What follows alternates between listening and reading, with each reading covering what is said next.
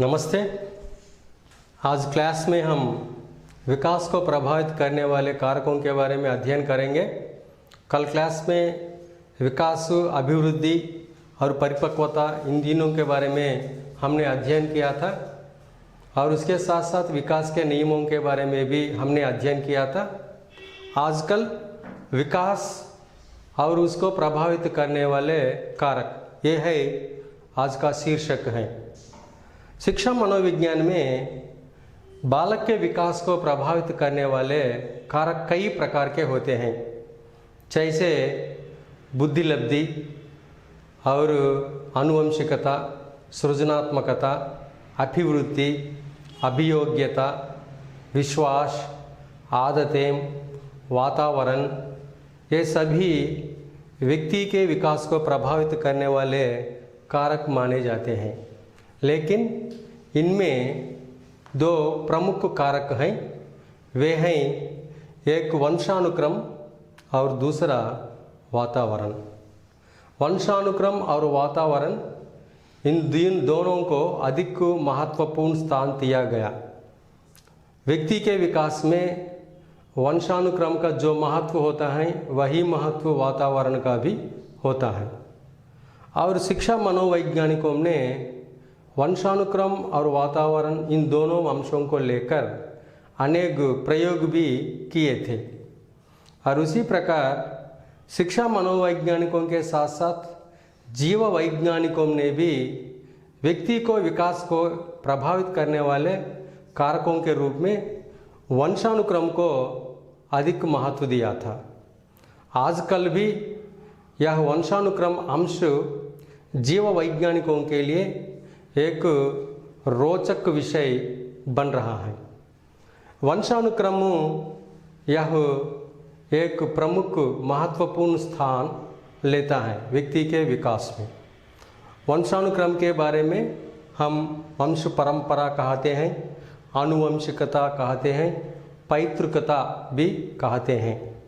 वंशानुक्रम को साधारण रूप से अनेक प्रकार के गुण जो अपने माता पिता से प्राप्त होते हैं उनको वंशानुक्रम कहा जाता है। इसके संबंध में वुडवर्थ नामक मनोवैज्ञानिक ने कहा, वंशानुक्रम के अंतर्गत ये सभी बातें उपस्थित होती हैं जो गर्भाधारण के अर्थात शिशु के जन्म लेने के 9 महीने के पहले उपस्थित थी। और वंशानुक्रम के संबंध में B.N. झा नामक मनोवैज्ञानिक ने कहा था कि माता पिताओं से संक्रमित होने वाले अनेक विशेषताओं का आर्जन या जन्मजात विशेषताओं का आर्जन ही वंशानुक्रम माना जाता है।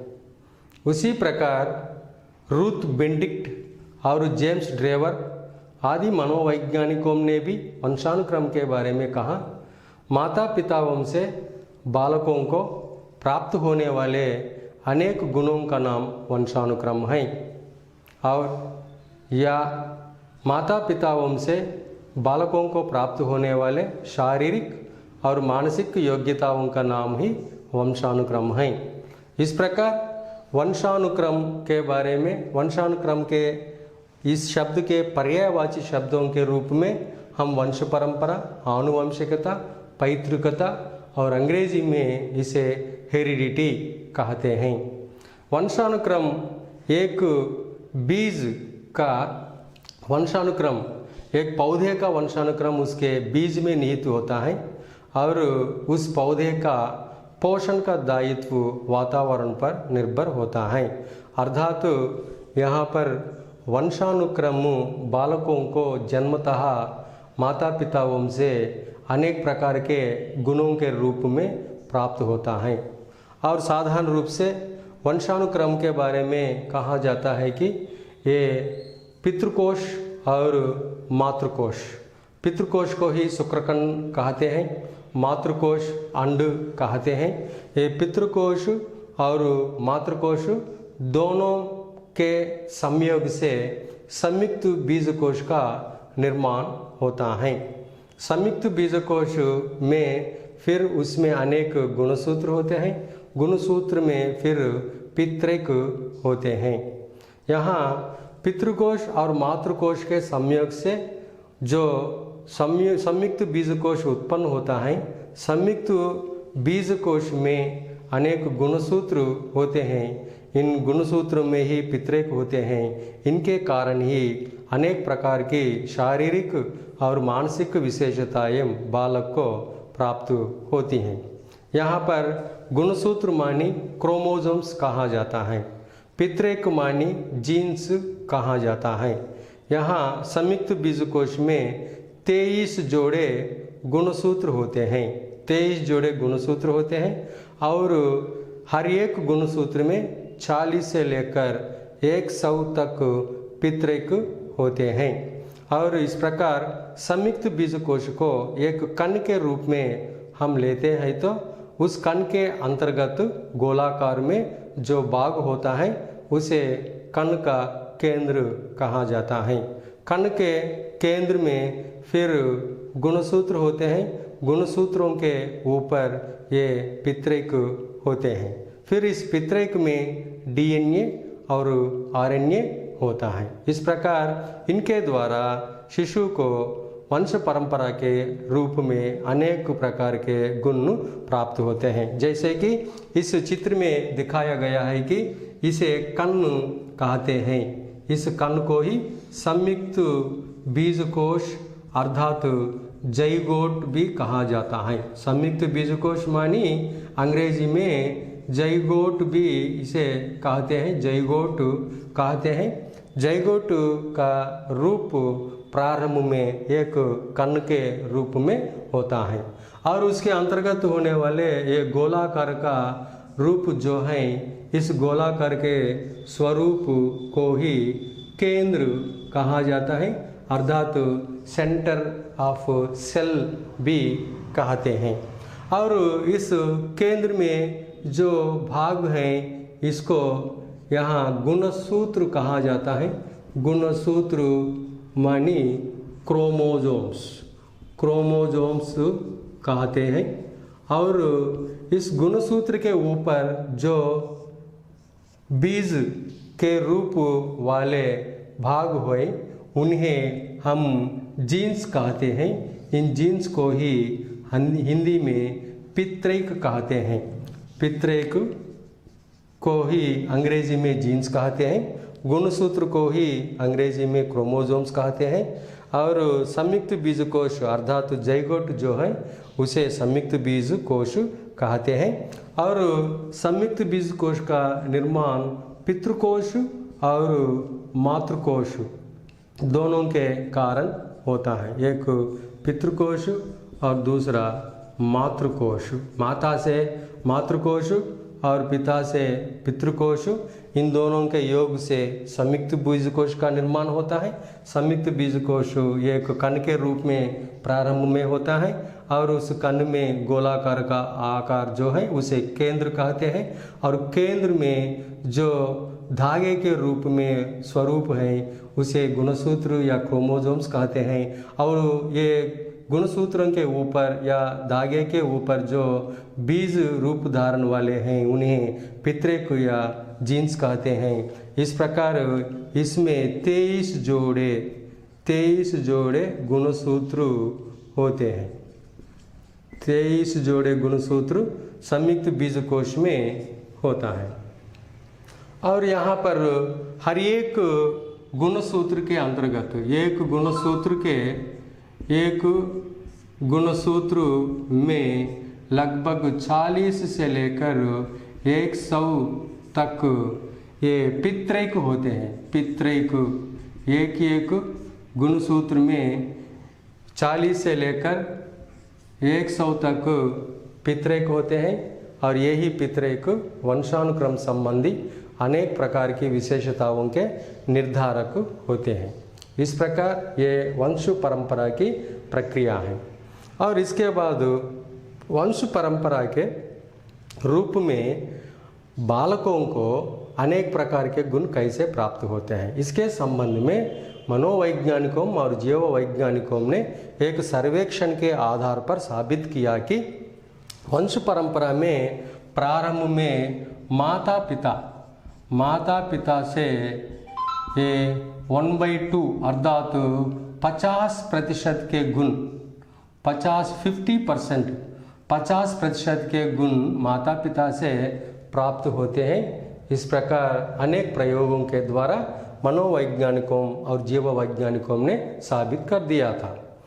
और उसके बाद दादा अर्थात दादा दादी से यहाँ पर 1/4 अर्थात 25% गुण प्राप्त होता है, 25% गुण प्राप्त होता है। और उसके बाद ये दादा लोगों से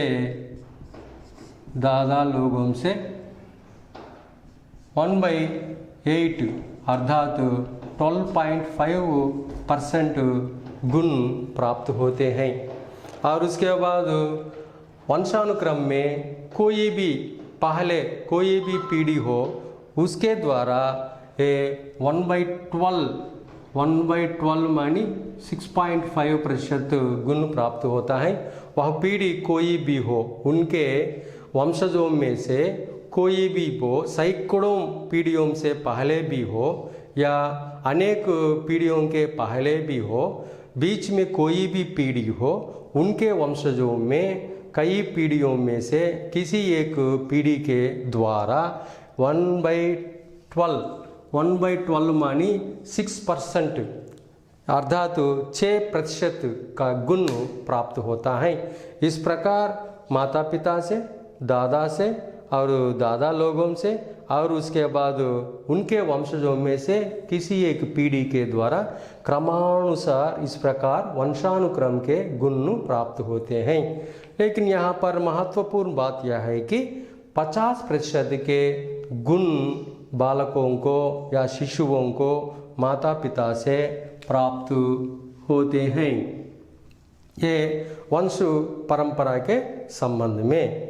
और वंश परंपरा के संबंध में और भी एक प्रमुख बात है कि जुड़वा बच्चों के बारे में कहा जाता है कि ये संयुक्त बीज कोश जो है, संयुक्त बीज कोश फिर 2 भागों में विभाजित होने पर अर्थात संयुक्त बीज कोश का केंद्र जो है गोलाकार के रूप में, वह केंद्र 2 प्रकार से विभाजित होता है।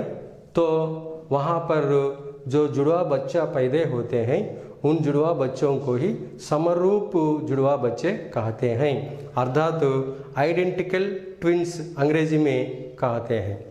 अगर संयुक्त बीज कोश का केंद्र भाग 2 प्रकार से विभाजित ना होकर गर्भाधारण के समय में ही 2 संयुक्त बीज कोशों का निर्माण होने पर फिर 2 संयुक्त बीज कोशों का रूप धारण होने पर 9 महीने के बाद 2 जुड़वा बच्चे पैदा होते हैं। इन जुड़वा बच्चों को डिफरेंटिकल वेरिएंटिकल ट्विंस कहते हैं, अर्थात विभिन्न जुड़वा बच्चा कहते हैं। अर्थात यहाँ समरूप जुड़वा बच्चे, भिन्न जुड़वा बच्चे और एक अंश होता है। जुड़वा बच्चों के बारे में अनेक मनोवैज्ञानिकों ने कहा कि जुड़वा बच्चों में अधिकाधिक समानता पाई जाती है। अन्य शिशुओं की दृष्टि से देखने पर जुड़वा बच्चों में अनेक प्रकार की विशेषताएं समान रूप से पाई जाती हैं। फिर यहाँ पर समरूप जुड़वा बच्चे, ये केंद्र का भाग 2 प्रकार से विभाजित होने पर समरूप जुड़वा बच्चे पैदा होते हैं। समरूप जुड़वा बच्चों में विशेषताएं भिन्न जुड़वा बच्चों की दृष्टि से देखने पर समान रूप से होती हैं। और जो भिन्न जुड़वा बच्चे होते हैं अर्थात 2 संयुक्त बीज कोशों के द्वारा जुड़वा बच्चा पैदा होते हैं, उन्हें भिन्न जुड़वा बच्चा कहते हैं। इनमें आकार की दृष्टि से और भार की दृष्टि से और स्वरूप की दृष्टि से, लंबाई की दृष्टि से अर्थात शारीरिक अंगों की दृष्टि से या विभिन्न प्रकार की मानसिक अंशों की दृष्टि से देखने पर भिन्न जुड़वा बच्चों में अनेक भिन्नताएं पाई जाती हैं। इस कारण इनको भिन्न जुड़वा बच्चे कहा जाता है। और शारीरिक लंबाई, भार, आकार और विभिन्न प्रकार की मानसिक योग्यताओं की दृष्टि से देखने पर समरूप जुड़वा बच्चों में अनेक समानताएं पाई जाती हैं, इसलिए इनको समरूप जुड़वा बच्चे कहा जाता है। इस प्रकार ये वंश परंपरा या वंशानुक्रम संबंधी अंश है।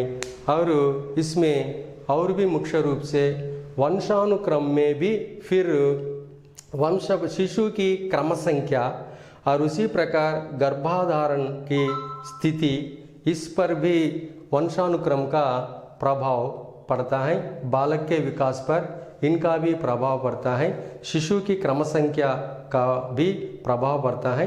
अर्थात मनोवैज्ञानिकों और जीव वैज्ञानिकों ने यह साबित करके दिखाया है कि इकलौते बच्चे जो होते हैं उनमें शारीरिक और मानसिक विशेषताएं अलग रूप से होती हैं।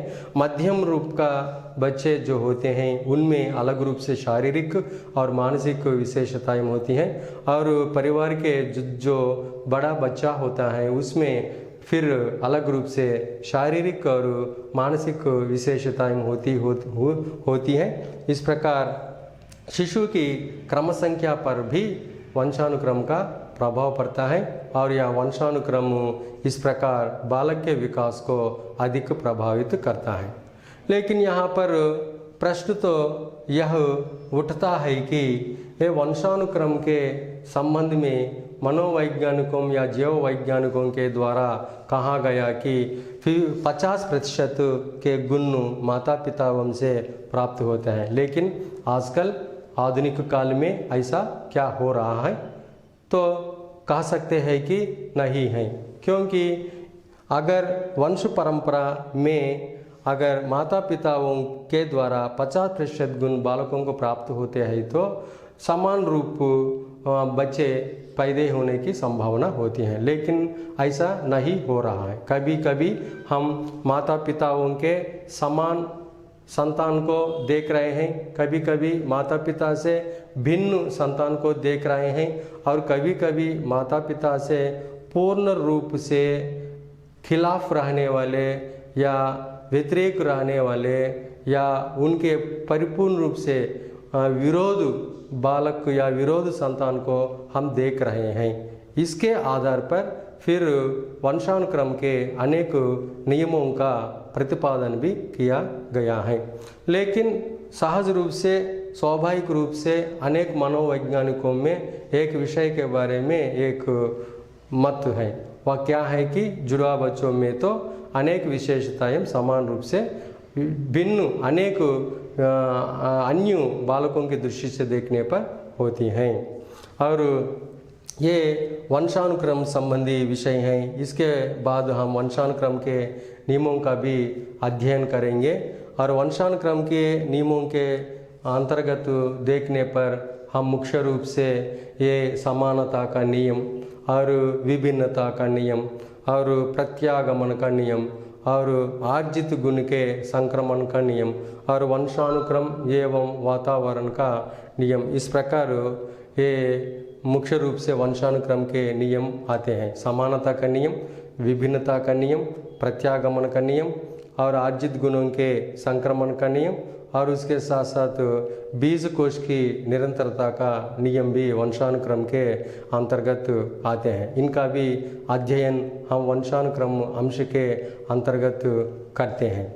यहाँ पर विकास को प्रभावित करने वाले कारकों में हम वंशानुक्रम को प्रारंभ में लिया है। वातावरण दूसरा कारक होता है और एक बार हम पुनरावृत्ति इन अंशों के बारे में करेंगे। वंशानुक्रम के पर्यायवाची शब्दों के रूप में वंश परंपरा, आनुवंशिकता, पैतृकता कहा जाता है।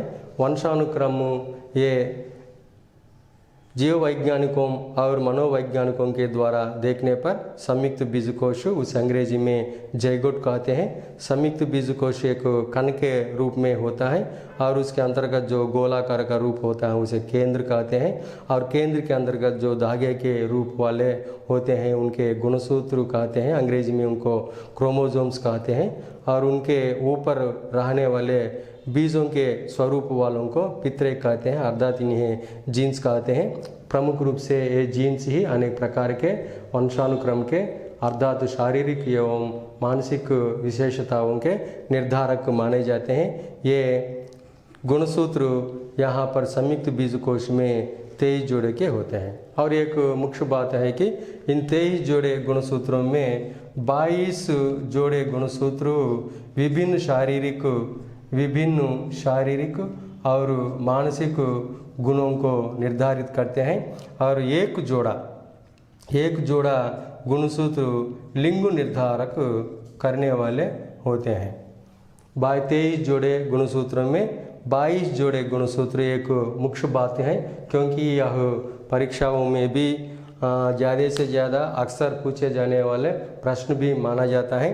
23 जोड़े गुणसूत्रों में 22 जोड़े गुणसूत्र के द्वारा शारीरिक और मानसिक विशेषताओं का निर्धारण होता है और एक जोड़ा गुणसूत्र जो है वह लिंग निर्धारक संबंधी गुणसूत्र माना जाता है। यहाँ तक वंश परंपरा की प्रक्रिया के बारे में, वंशानुक्रम के बारे में ये जीव वैज्ञानिकों की दृष्टि से देखने पर और मनोवैज्ञानिकों की दृष्टि से देखने पर ये प्रमुख अंश होते हैं। उसके बाद हम ये वंशानुक्रम के नियमों के बारे में अध्ययन करेंगे। धन्यवाद।